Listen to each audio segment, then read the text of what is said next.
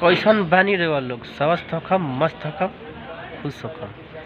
आज ही बहुत ही शुभ घड़ी के मौसम बा। पवन भैया और पवन भाभी एक हो गइल बोलो तो बहुत ही मजा आवता। और मजा के मौसम में एक हम भोजपुरी के छोटा सा गाना प्रोग्राम लोग खातिर लेके आई बनी, सुनी और क्वेश्चन लगता तनी बताई कमेंट में। तो आई अरे मिल गइले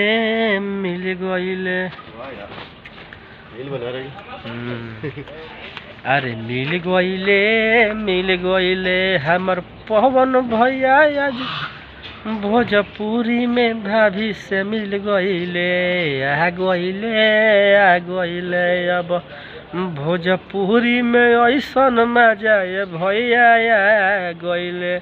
लागता जैसे राम सिया जी, लागता जैसे राम सिया जी। अब हो गइले एक मिलन, अयोध्या में खुशी आ गइले।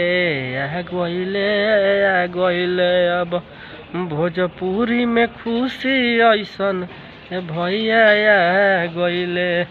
अरे मिल गइले अब राम सिया जी भैया मिल गइले।